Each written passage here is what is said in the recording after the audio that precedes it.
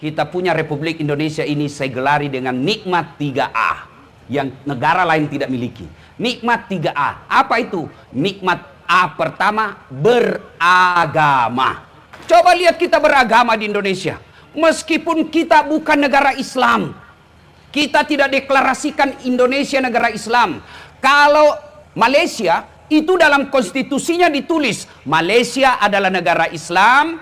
Kalau kita Indonesia tidak. Kita cuma punya Pancasila, ketuhanan yang Maha Esa. Bukan negara Islam, tapi tempat tidurnya orang-orang beragama. Coba lihat kita beragama, Pak. Masya Allah. Bapak mau bangun masjid, tinggal di Saudi Arabia, tempat lahirnya Nabi Muhammad SAW. Bapak punya duit banyak, tidak mungkin kau bisa bikin masjid tanpa izin dari raja. Di Indonesia, silakan kau cari masjid yang ada izin bangunannya. Enaknya toh. Ada duit, punya tanah, bikin bangunan masjid, tidak perlu ada izin, jadi. Anda mau dakwah, tidak usah dulu di Saudi, Malaysia.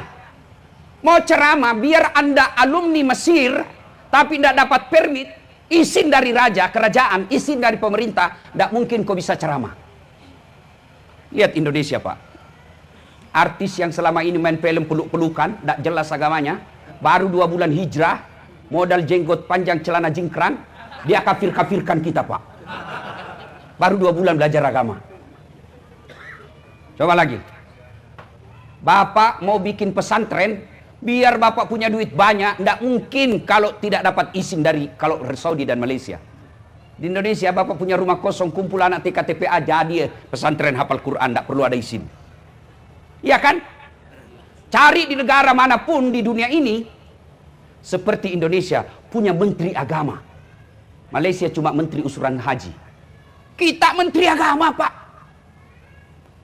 Coba lihat lagi, Pak, di Timur Tengah. Timur Tengah, negara Arab.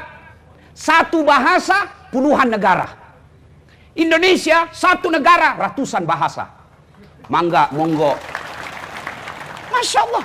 Ini negara kita ini, nikmat beragama, Pak. Allah Karim. Cari negara Islam, diliburkan setiap hari besar Islam. Maulid kita libur. Isra Mi'raj kita libur. Tahun baru Islam kita libur. Ramadan awal libur. Ramadan akhir libur. Bahkan lebarannya pun kita terserah mau ikut Muhammadiyah atau pemerintah. Terserah. Inilah enaknya kita beragama, Pak. Mau pergi ceramah, alhamdulillah tidak pernah dilarang.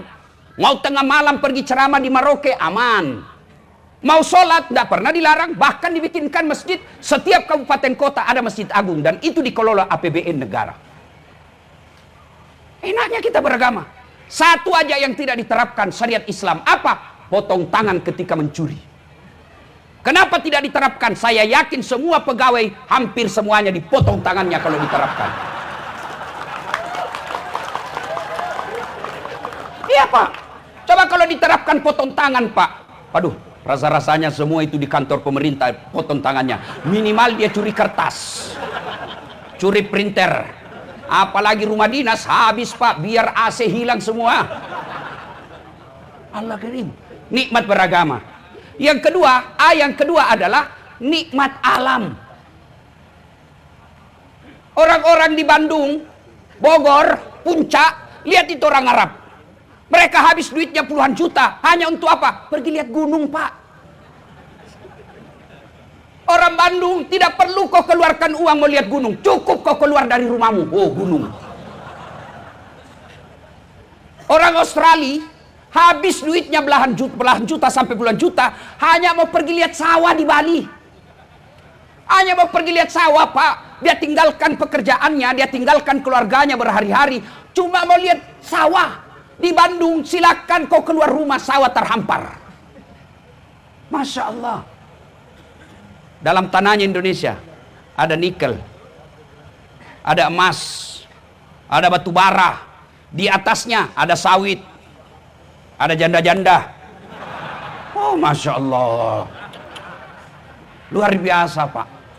Seandainya saya calon bupati dan wakil bupati, saya program menyantuni janda-janda. Pasti penyokongnya banyak janda, Pak. Ayo, nikmat alam. Bapak coba deh lihat kalau Bapak pergi ke Saudi, dari Mekah ke Madinah, Madinah ke Mekah, lihat itu Pak, padang pasir. Kita alhamdulillah dari Jakarta ke Bandung, yes. Kanan sawah, kiri ada kadang ke air terjun kita lihat. Masya Allah, nikmat betul ini negara kita Pak. Nikmat alam. Yang ketiga, nikmat aman. Luar biasa negara kita ini. Oleh karena tiga nikmat ini, maka perlu dikelola dengan baik. Siapa yang harus kelola? Dalam Islam namanya khalifah. Apa itu khalifah? Jangan sangka buruk, seolah-olah khalifah itu potong tangan. Khalifah itu, saya punya makan, saya makan sendiri, bukan khalifah namanya itu, dasat namanya, pribadiku. Tapi kalau saya punya makan, saya pikir bagaimana supaya anakku bisa makan, saya pikir agar tetanggaku bisa menikmatinya, saya pikir agar 10 tahun yang akan datang tetap dimakan makanan yang sama, itu namanya khalifah. Maka dipilihlah pemimpin, kalau bahasa Indonesianya kita wali kota, wakil wali kota, bupati, gubernur, presiden. Dipilih. Bagaimana cara pilihnya supaya aman negara kita yang tiga ini? Kata Nabi, pilih satu. Pilihlah dia karena fatona. Apa itu fatana? Cerdas. Tuan-tuan mau lihat dia cerdas, lihat aja gelarnya. Kalau ada gelarnya tidak pernah dilihat sekuliah, pasti itu jasanya bodong.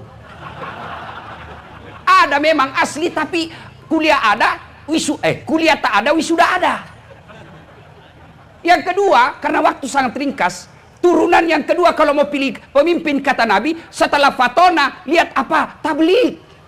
Apa itu tablik? Dia pandai bicara. Lihat aja dia nanti kalau sosialisasi. Nggak cocok jadi pejabat ini, goblok dia ngomong. Kau lihatlah ini semua nanti. Kalau ngomong aja ndak becus berepotan, ndak cocok jadi bupati. Cocoknya dia jadi bapak rumah tangga saja. Keliru kalau kalian mengatakan, dia hanya bisa bicara. Memang pemimpin harus pandai bicara. Muhammad pandai bicara.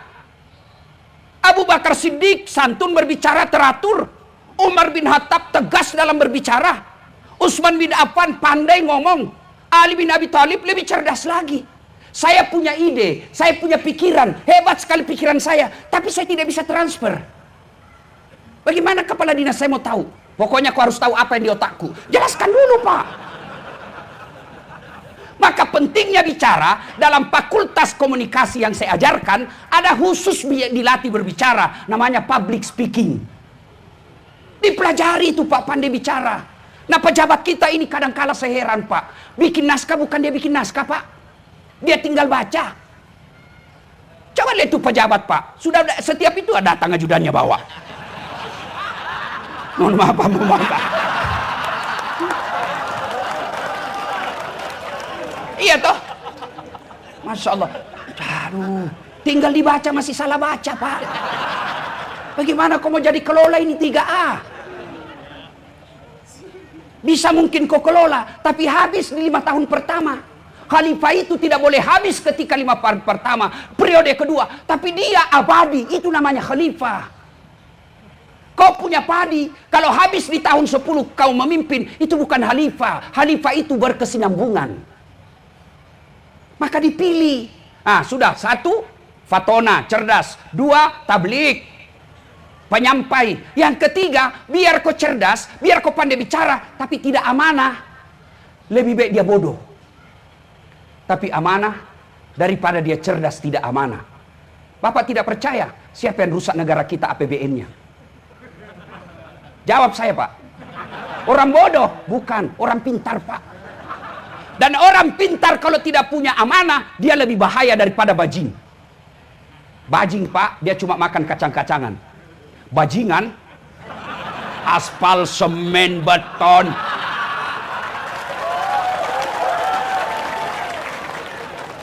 Nah inilah kau pilih, kau lihat-lihat mukanya nih. Jangan marah Pak ya, jangan marah Pak. Jangan marah Pak, jangan marah Pak. Ini gunanya dakwah, ini gunanya dakwah. Kasihan Bapak kalau habis uangmu puluhan miliar lalu kau masuk neraka. Saya bilang, adakah orang yang lebih bodoh dari mereka yang keluarin uang beli partai 20 miliar, ya, sosialisasi 5 miliar, dan lain sebagainya, sampai 40 miliar habis duitnya, lalu masuk neraka. Adakah orang yang lebih bodoh dari ini? Kalau saya punya uang 50 miliar, Pak, 10 miliar saya pakai sogok istriku supaya saya bisa kawin lagi. Jelas, Pak. Saya nikmati. 5 miliar saya bikin masjid atas nama istri saya dan ibu saya 5 miliar. 10 miliar masih ada sisanya 20 miliar. Masya Allah. Iya, Pak. Ngapain kita mau jadi pemimpin habis duit kalau hanya membuat kita masuk neraka? Ini gunanya saya nasihatin Bapak. Makanya jangan marah.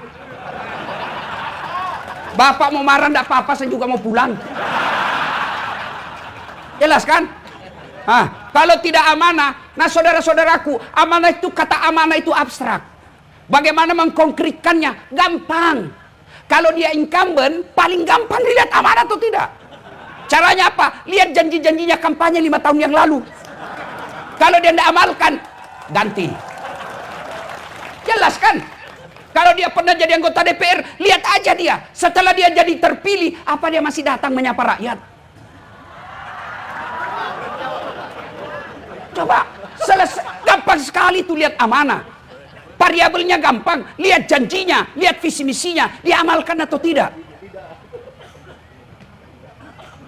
Coba lihat kita rakyat ini, Pak. Pak Kapolres, serasa-rasanya tidak ada rakyat yang mau rusuh. Yang kadang mau bikin rusuh itu Pak tim sukses.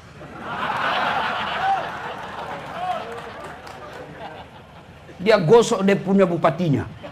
Ini Pak, apalagi kalau dia sudah kalah Pak, sudah ambil duit banyak, dia ini Pak ada kecurangan Pak. Pak, mau lagi lanjut biaya. Kepada para calon, maafkan saya Pak, jangan terlalu percaya sama tim sukses.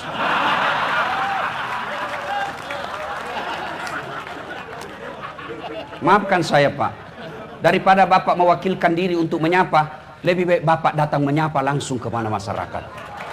Dari rumah ke rumah, dari pintu ke pintu. Kalau niatnya Bapak tulus, langkah-langkah Bapak, Pak, jihad fisabilillah.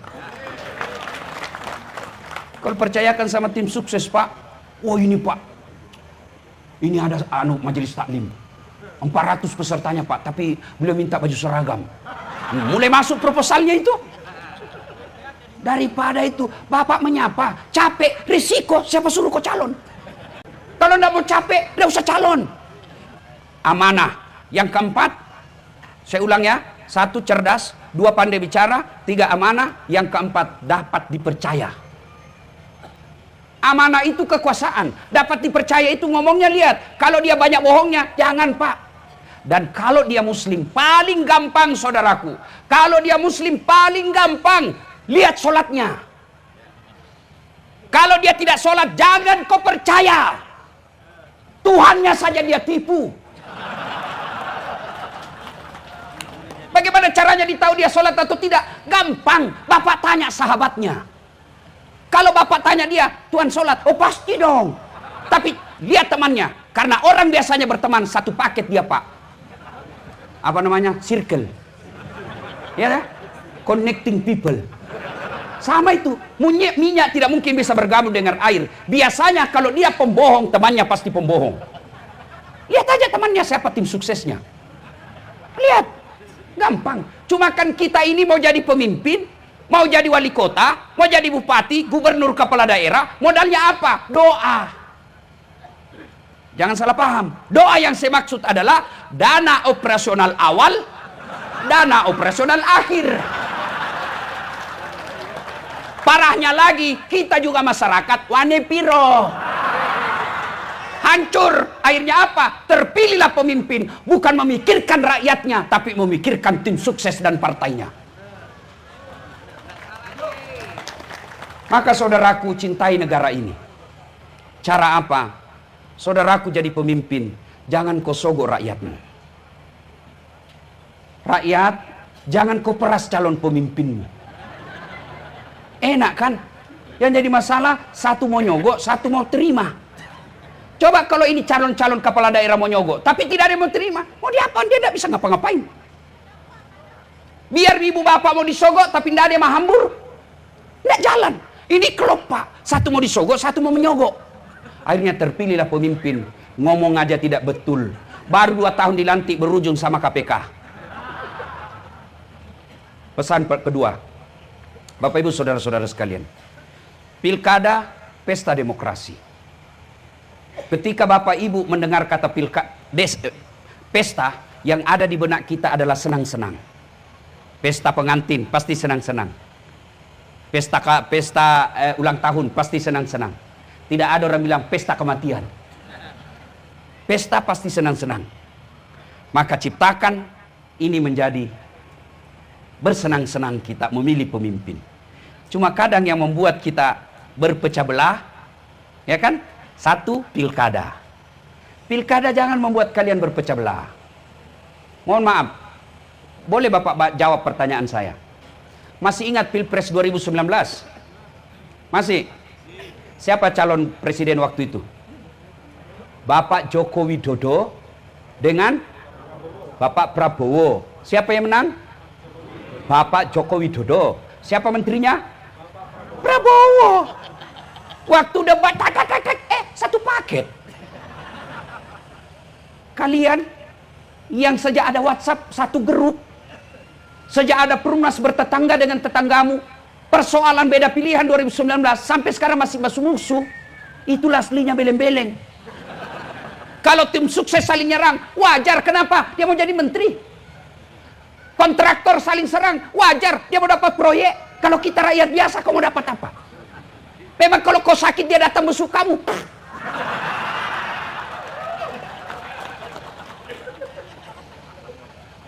Dua, yang bisa membuat kita pecah ini Pak, kesombongan. Apa yang kau mau sombongkan? Coba lihat di tempat ini. Siapa paling tinggi jabatannya kalau di kantor pemerintah? Ini 2 PJ, wali kota dan bupati. Pemain pengganti Pak, pemain antar waktu. Terpilih, wabillahi taufiq wal hidayah, keluar Pak. Bapak mau pakai, begitu selesai terpilih Pak, Bapak mau pakai Garuda, lewat orang bilang, waduh sudah sakit ini Bapak ini. Apa yang kamu sombongkan? Ini Kapolres. Mau sombong? Bisa jadi Kapolres karena disenang Kapolri. Kalau tidak, wabillahi taufiq wal hidayah. Ini yang ceramah. Mau sombong? Oh, jangan kau sombong. Kau bisa jadi penceramah karena ada yang nonton. Coba kalau si ceramah di sini tidak ada yang nonton. 2 jam berapi-rapi, lewat Pak Tri, sudah lama sakit itu Ustaz. Apa yang kita mau sombongkan? PJ aja tidak boleh sombong. Tapi inilah manusia paling beruntung. Tidak perlu beli partai, tidak perlu pasang baleho. Tidak boleh sombong Pak. Kapolres tidak boleh sombong. Ini tentara. Dan sombong Pak, paling takut sama istrinya. Kalau saya Pak, tidak pernah saya takut sama istri Pak. Tidak ada orang Bugis takut sama istrinya Pak. Cuma orang Bugis istrinya lebih berani. Nah Pak, apa yang kita mau sombongkan? Ini yang calon. Bapak baru calon Pak. Ayo. Maka saudaraku, ada satu manusia, dia pejabat. Kalau sekarang namanya pejabat, dulu zamannya dia namanya raja. Kaya sampai kekayaannya masih dikejar sampai sekarang di Mesir.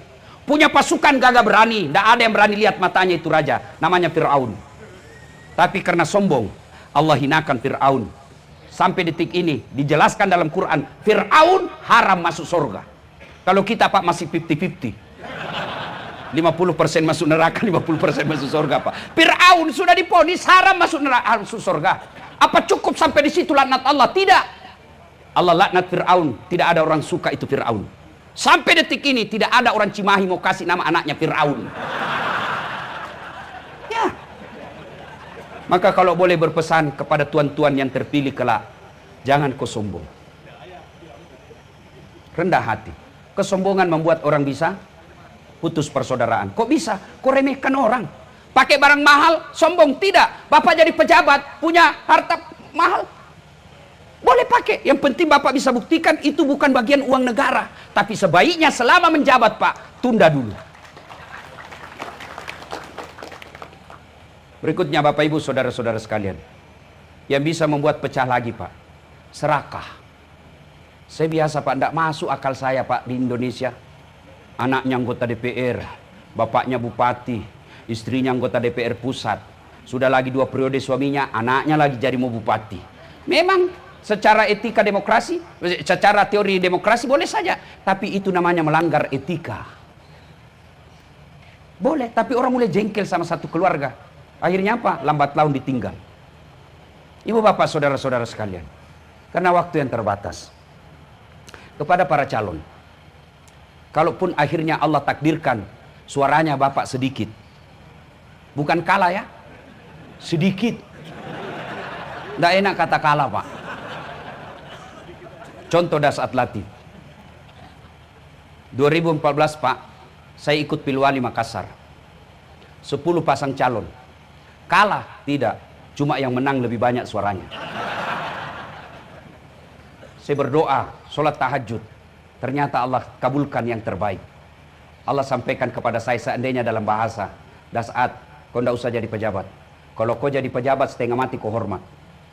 Datang Kapolres, siap Kapolres. Datang Kapolda, siapa jenderal. Datang gubernur, siapa gubernur. Datang Pak Menteri, iya Pak Menteri. Datang Presiden, siapa Presiden. Saya jadi ulama sekarang, mereka semua yang hormat sama saya. Enak Pak, coba kalau Bapak ditakdirkan suaranya tidak mencukupi Pak. Contoh saya, pasti Allah punya rencana. Bapak mau contoh lagi, contoh yang Prabowo. Sejak 2014 mau jadi presiden, tapi Allah tunda sampai 2024. Bapak ditakdirkan nanti tidak cukup suara, kau tanding lagi 2024. Tanding lagi, Prabowo 4 kali Pak. Enak kalau begini kita sikapi. Jangan sangka buruk. Kalau kita sudah sosialisasi, sudah beli partai, sudah tim kapal, tapi ternyata Allah takdirkan bukan kita pemenangnya, berarti bukan itu yang terbaik buat kita. Saya gagal waktu itu, tamat SMA karena gagal akabri. Saya mau jadi akabri Pak, karena CPR tidak lulus. Saya lulus jadi ustadz, pakai baret merah. Temanku yang lulus waktu itu reserse, baret merah. Dia AKBP pangkatnya di Sulawesi Barat, baret merah. Saya jadi ulama, baret putih. Tapi dengan baret putih yang saya pakai, kau lihat saya nasihati semua ini baretnya. Allah kasih yang terbaik. Ya pacaran calon-calon Pak ya, selalu sangka baik kepada Allah. Jangan terlalu percaya bisikan tim sukses. Kita dicurangi Pak, kita dicurangi Pak. Gagal akabri, saya daftar fakultas kedokteran. 3 kali saya ikut Pak. Saya sholat tahajud 40 malam berturut-turut. Tidak keluar nama saya, 3 tahun berturut-turut. Saya malah lulus di Sospol. Ternyata teman saya lulus, yang lulus waktu itu tugas Kepulauan Aru. Mau lebaran saya telepon, kau pulang lebaran? Enggak Ustaz. Rugimu itu jauh-jauh cari uang, enggak lebaran sama orang tuamu. Mahal tiket Ustaz. Dalam hati saya, alhamdulillah untuk saya tidak jadi dokter. Kemana-mana gratis, bisnis kelas. Tidak pernah beli tiket. Siapa yang belikan? Pak Tri. Apa? Enak Kak kalau kita gembira-gembira seperti ini Pak ya? Enak. Ngapain? Maka saudaraku yang ada tuan-tuan ini, jabat tanganlah di samping kiri kananmu Pak. Biasa ini Pak, jangan merasa malu Pak, biasa. Bapak sudah terpilih lolos calon Pak, itu sudah nikmat. Banyak yang mau calon tidak lulus Pak. Jadi enak kan begini, minimal sudah terpasang kita punya foto di baleho-baleho. Wah, panggil sepupu, kau tengok itu sepupumu, ada di pohon mangga. Ya, sudah enak Pak, iya toh? Masya Allah. Kalau kita sikapi seperti ini, nyaman Pak. Mari ciptakan pilkada ini dengan bersenang-senang. Kepada Ketua KPU, Panwas Gakumdu, ayo bersikap adil. Orang bisa rusuh Pak bukan karena haknya diambil. Coba lihat di penjara Pak. Hak kebebasan itu sudah diambil, Pak, tapi tidak rusuh. Kapan dia rusuh di dalam penjara? Kapan dia rusuh di penjara, Pak? Kalau penghuni sama-sama, satu dikasih teh kopi, satu dikasih air biasa, merasa tidak diperlakukan adil. Ini mereka-mereka insya Allah tidak akan ribut selama di KPU melakukan keadilan. Selama Kapolres berdiri tegak pada sisi yang tepat, tidak ke kanan, tidak ke kiri. Saya Ustadz juga harus tidak ke kanan, tidak ke kiri, tapi saya tidak netral. Kenapa? Mobil saja kalau netral tidak bergerak. Tapi saya punya hak politik, tapi saya tidak boleh kampanye terhadap satu calon. Kenapa? Umat saya ada semua di antara calon-calon ini. Bapak, saudara-saudara sekalian, saya cinta Bapak Ibu sekalian semua. Mari jaga Republik Indonesia. Negara kita ini sangat luar biasa, Pak. Tidak boleh rusuh hanya karena persoalan pilkada yang hanya 5 tahunan. Kita berkewajiban menjaga ketertiban dan kedamaian bangsa kita. Bukan kewajiban polisi dan tentara semata, tapi kita semua rakyat Indonesia. Di negara kita ini hidup, di negara kita ini kita cari nafkah, di negara ini kita beribadah, di negara ini kita membentuk keluarga. Maka kita semua wajib menjaga ketentraman dan kedamaian. Apapun agama, suku, bahasa, pekerjaanmu, kita sama. Persatuan Indonesia, kesatuan Republik Indonesia. Bapak, saudara-saudara sekalian, inilah tausiah kita, mudah-mudahan ada manfaat. Wa'tasimu bihablillahi jami'an wa la tafarraqu. Berpegang teguhlah engkau kepada tali persaudaraan agama Allah dan janganlah engkau bercerai-berai. Ayat inilah kemudian diturunkan oleh para pendiri negara kita menjadi 5 sila, yang sila ketiganya adalah persatuan Indonesia.